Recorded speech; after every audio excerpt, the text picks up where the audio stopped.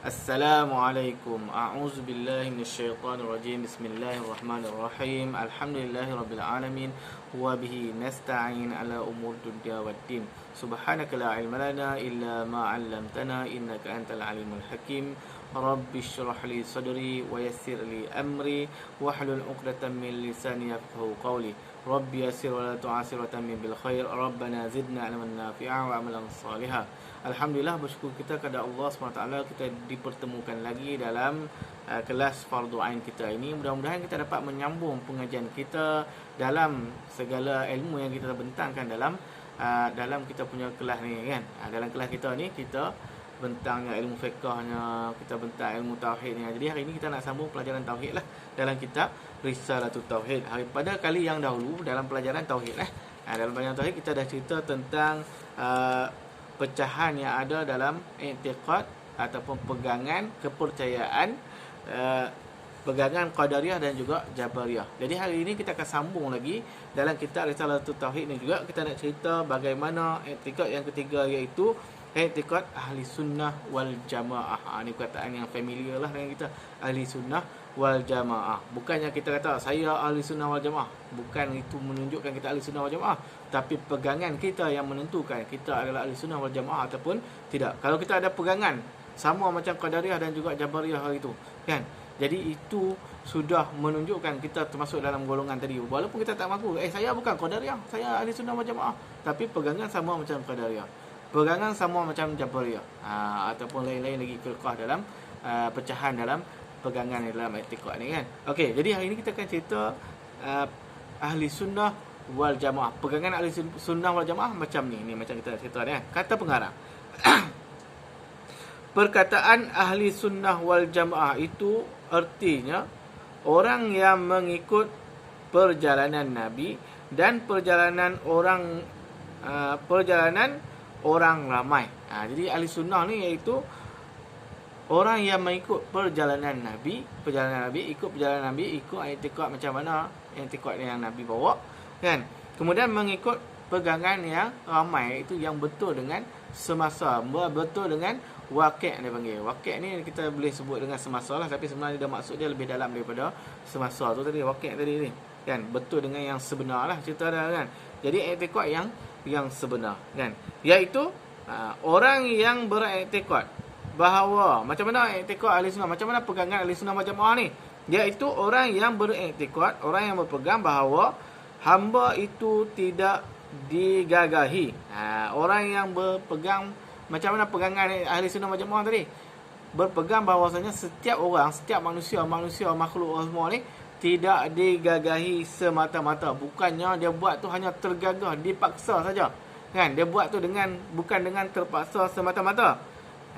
Dan kalau kita tengok pegangan yang itu Qadariyah dan Jabariyah tu, dia kata hanya usaha manusia saja kan, hanya tu satu satu lagi pegangan yang satu lagi dia kata hanya digagahi dipaksa oleh Tuhan saja, tak ada usaha kita sendiri, tak ada perbuatan kita sendiri, tak ada kan.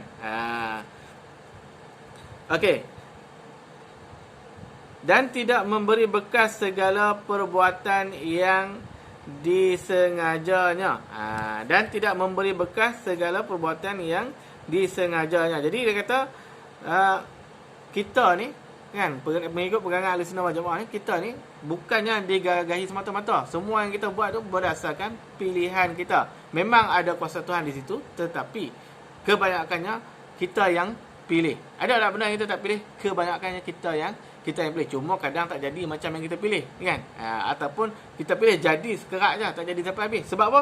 Sebab perbuatan yang kita buat tu tidak memberi bekas. Itu pegangan dia, tidak memberi bekas, tidak memberi kesan pada suatu benda lah, tak memberi kesan lah kan. Contohnya kita nak menghafal kan, kita bertekad nak menghafal Al-Quran ni. Kalau mengikut pegangan yang lain, dia kata kalau kita usaha kita dapat lah kan. Kalau mengikut pegangan itu lagi pula, dia kata kalau kita usaha pun, kalau Tuhan tak mau bagi, tak dapat lah kan. Dia bukan kalau kita usaha, tak ada, usaha kita tu pun berada dengan tak ada langsung usaha kita tu pun Tuhan juga kan. Itu dia punya pegangan dia kan. Tapi yang ni tak, kita usaha nak dapat tak dapat, itu adalah kesan daripada Allah SWT. Kita makan kenyang, itu Allah yang bagi. Kesan kenyang tu Allah yang bagi kan. Bukannya kita yang buat kenyang tu, kita buat kan kenyang. Tak, kita hanya buat perbuatan makan saja, berusaha makan saja. Benda kenyang tu Allah yang bagi jadi. Sebab tu kadang-kadang kita makan sikit kenyang, kadang kita makan banyak kenyang, kadang makan 3-4 kali tambah baru kenyang. Kadang kita makan banyak tak kenyang-kenyang. Ada juga macam tu kan. Sebab apa? Kesan tu Allah Taala yang buatlah. Di situlah kata kudrat Allah tadi, kuasa Allah tadi. Tetapi ada perbuatan yang disengaja pada zahir, itulah yang dikatakan usaha. Perbuatan yang kita buat di zahir ni, yang kita nampak yang kita ada usaha ni. Kalau makan tu kita berusaha pergi masak nasi, kita berusaha pergi beli nasi, kita pergi ambil makanan tu, angkat suap masuk dalam mulut, itu adalah usaha yang nampak di zahir tu. Tu yang tu kita akui kita yang buat, kan? Walaupun pada dasarnya kuasa Tuhan, tapi usaha tu kita buat dan kita yang pilih, kan? Tak ada siapa pun boleh paksa benda tu, kan? Dan ikhtiar yang tiada memberi bekas. Ikhtiar ni maksudnya pilihan yang kita buat tu tidak memberi kesan juga. Sebab apa? Kadang kita pilih tapi tak jadi, kan? Padahal hakikatnya sengaja hamba itu pun daripada Allah. Pada hakikat asalnya sengaja kita tu pun berasal daripada Allah, kan? Sebab apa? Kalau Tuhan tak boleh nak kontrol kita, tak boleh nak kawal kita, Tuhan tu jadi lemah. Kalau bila lemah dalam bab akidah ni, bila ada sesuatu yang menyebabkan Tuhan lemah, maka itu bukan Tuhan. Okey, baik. Walhasil, sekalian makhluk menyahaja dan berikhtiar pada zahir. Dia kata padahal, kan, kita duk tengok kan, hamba tu, manusia tu, makhluk ni, kan, dia buat sendiri. Menyahaja maksud dia sendiri buat. Kita nampak dia sendiri buat. Zahirnya nampak dia sendiri buat, kan? Tak ada kata tertahan dengan kuasa Tuhan apa, tak ada. Nampak zahirnya sendiri buat, kan? Sampai kadang-kadang kita terbiasa dengan sendiri buat ni, nampak macam kita, kan? Macam tak ada kuasa Tuhan dalam apa yang kita buat tu, kan? Tu. Dan ikhtiar pada zahir. Ikhtiar pun macam tu. Dan tergagah pada batin.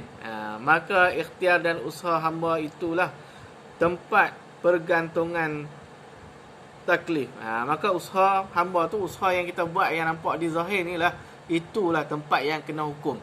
Yang kena hukum macam haram ke, sunat ke, wajib ke, makruh ke, haram tu yang kat luar tu. Ke atasnya dengan suruh dan tegah, dan itulah sebab bagi pahala dan juga siksa. Sebab bagi pahala dan siksa ni hukum ke atas perbuatan zahir kita tu lah, yang nampak di zahir tu. Walaupun hakikatnya Allah, tapi kita boleh berusaha ke arah tu. Contohnya kalau makan durian kita kena penyakit, kan? Contohnya, kan, kalau makan musim durian, kan, kalau makan durian kita akan jadi sakit, kan? Siapa yang nak pergi makan, siapa yang nak pergi beli, siapa yang nak pergi ambil, kan? Kita yang pergi beli, kita yang ulur duit, kita yang ambil, kita yang ikut, kita yang makan sendiri, kita yang makan lebih sendiri, itu semua kita. Jadi kita dihukum atas tu lah. Sebab hang buat salah, jadi hang kena, kan? Tu senang macam tu. Nak cerita macam tu lah, dia punya senang lah, kan? Okey. Jadi atas sebab tu lah kita diseksa dan juga kita diberi pahala nantilah. Maka nyatalah i'tikad ahli sunnah wal jamaah itu i'tikad pertengahan. Jadi daripada sini lah kita nampak i'tikad yang pertengahan ni adalah i'tikad ahli sunnah wal jamaah. Sederhana lah, kan? Nak kata semua hak dia, tak juga, kan? Nak kata semua sekali bukan hak dia, tak juga. Jadi dia ambil yang tengah-tengah lagi. Kenalah dengan tu, khairul umuri awsatuha, sebaik-baik perbuatan tu adalah yang pertengahan. Jadi ini kita ambil pandangan yang pertengahan, i'tikad pegangan yang pertengahan, kukuh tapi yang tengah-tengah, kan? Bukan terlajak, bukan yang terkurang sekali, ya. Itulah i'tikad ahli sunnah wal jamaah. Kepercayaan yang sederhana. Kerana i'tikad Jabariyah dan Qadariyah semuanya melebih-lebih. I'tikad Jabariyah dan juga Qadariyah semuanya lebih kepada manusia, lebih kepada Tuhan saja, kan?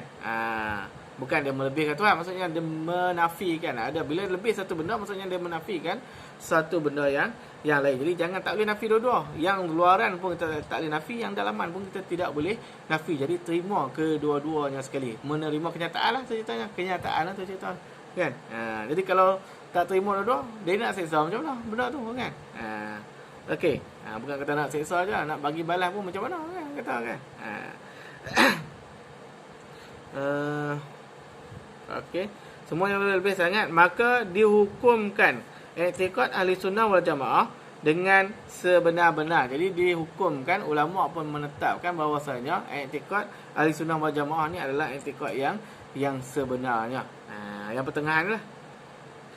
Dan pertengahan kerana ia mengadakan perkara yang ada dan mentiadakan perkara yang tiada. Benda yang ada dia kata ada, benda yang tak ada dia kata tak ada. Kalau yang pandangan Jabariyah dan juga Qadariyah, satu dia menafikan benda yang ada, satu dia mengadakan benda yang tiada, kan? Okey, dia mentiadakan benda yang ada. Benda tu ada tapi dia kata tak ada, kan? Bukan mengadakan benda yang tak ada. Okey, baik. Berkata ahli sunnah pada hamba ini, pada hamba itu ada usaha. Ahli sunnah kata macam mana? Pada hamba itu, pada seseorang, pada makhluk itu ada usaha. Kerana sebenarnya ada usaha pada hamba. Sebenarnya ada usaha pada kita. Tengok kita ada usaha buat, kan? Nak pandai, kita nak kena belajar, kan? Semua tu kita ada usaha. Jadi ada usaha tu pada kita. Dan mereka itu menidakkan hamba ini tergagah semata-mata. Jadi dan dia juga i'tikad ahli sunnah wal jamaah ni juga kata bukannya hanya tergagah, bukannya kita terpaksa mengaji tu. Tak, terpaksa tu dengan sengaja, kan? Terpaksa semayang tapi dengan sengaja, kan? Nak tak semayang boleh tak? Boleh juga tak semayang pun, tapi kena seksa lah, kan? Kalau kita semayang, dapatlah juga, kan? Tu kata tidak tergagah semata-mata dengan usaha kita. Nak tinggal pun kita, nak buat pun kita. Kerana sebenarnya jua hamba itu tidak tergagah semata-mata. Jadi sebenarnya memang kita tak gagah semata-mata. Kita nak buat, kita boleh pi terus buat. Kita mau buat, kita boleh duduk stay kat situ tak buat, kan? Dan dihukumkan, dan sebab dihukumkan i'tikad ahli sunnah wal jamaah itu pertengahan, kerana ia tidak sangat kendur, berjela-jela, seperti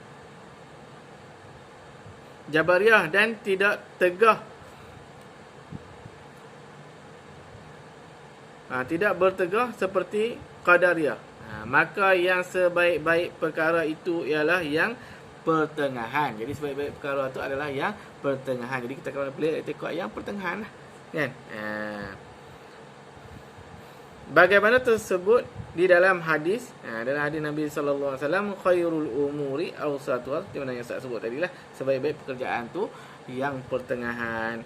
Maka fikiran orang Islam di dalam perkara yang tersebut telah didapati kebanyakan mereka itu mengikut pahaman Jabariyah sekalipun, maka mereka tidak mengaku pada zahirnya. Jadi saya ingat sekadar itu dulu perkongsian kita pada kali ini. Kita akan sambung pada masa akan datang insya-Allah. Wallahu alam. Assalamualaikum.